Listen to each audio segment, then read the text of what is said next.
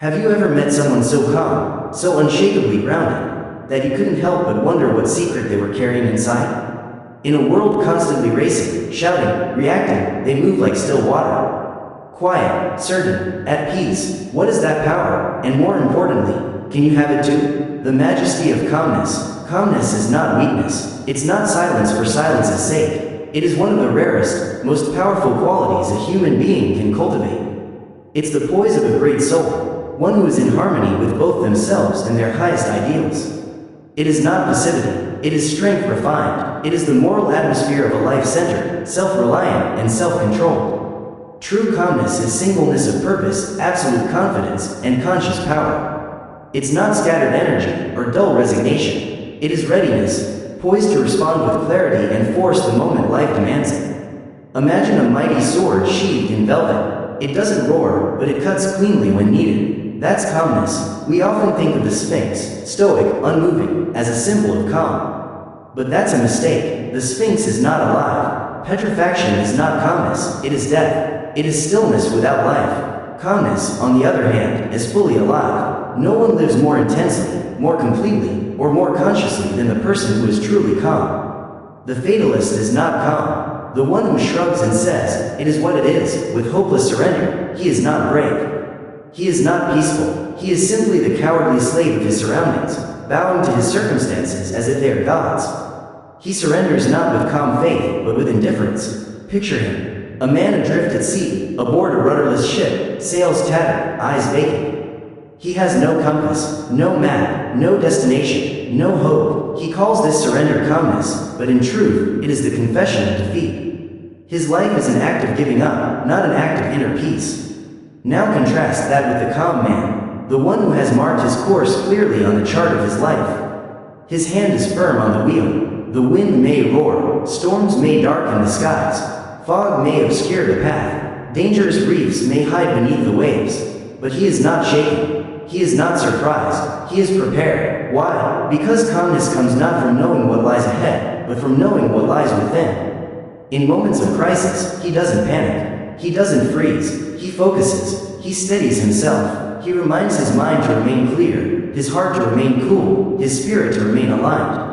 Even if he must detour, temporarily leave his intended course, he will not drift aimlessly.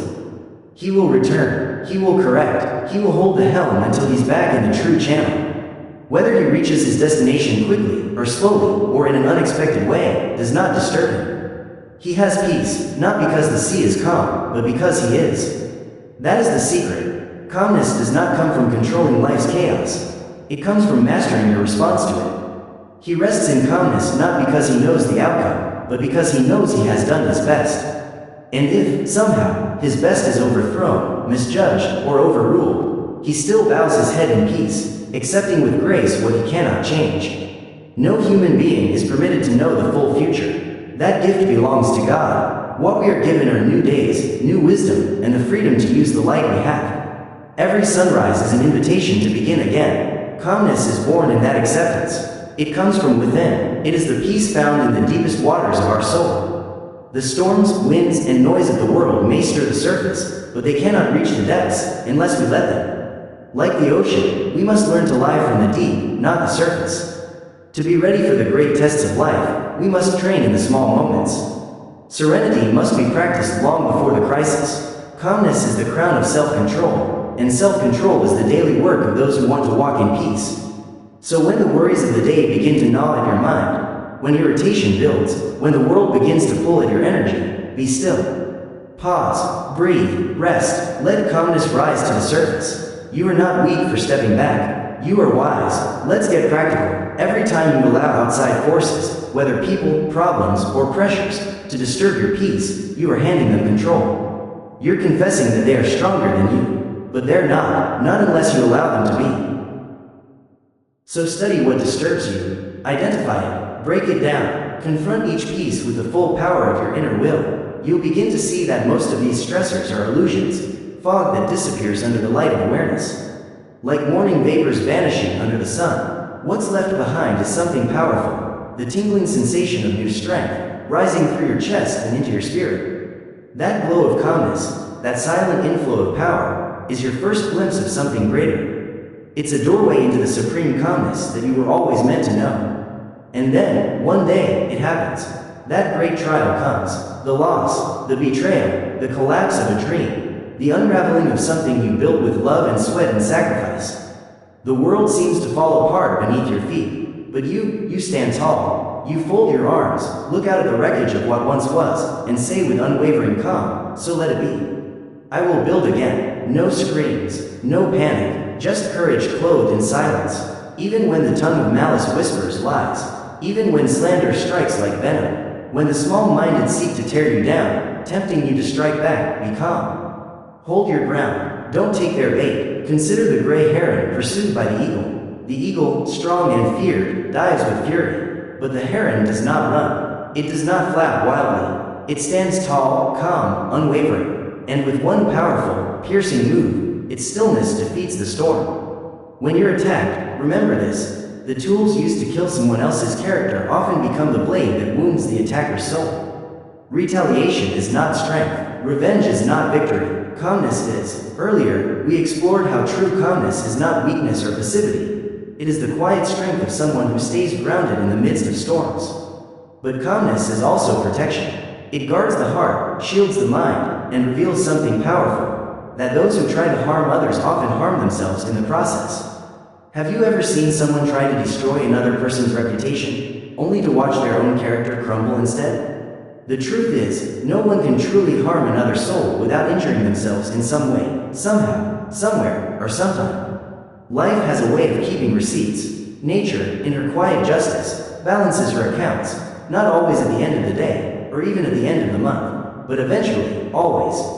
She never forgets, she misses nothing. And the weapon she seems to favor most in this mysterious accounting? The boomerang. Every blow we throw in bitterness circles back. Every attempt to wound with words or slander returns, not always as we expect, but with quiet precision. This is why, to the truly calm man, revenge is not even on the map. It lies so far beneath him that even if he tried to stoop low enough to reach it, he couldn't. When he's wronged, he doesn't retaliate. He doesn't lower himself to pettiness. Instead, he wraps himself in the royal robes of calmness, the silent dignity of someone who knows who he is, and he simply moves on. No anger, no drama, no need to explain, just calm steps forward. And when grief comes, when the cold hand of death touches someone he holds dear, paralyzing his strength and eclipsing the light from his life, the calmness he has practiced, cultivated, and carried quietly within, suddenly becomes his refuge.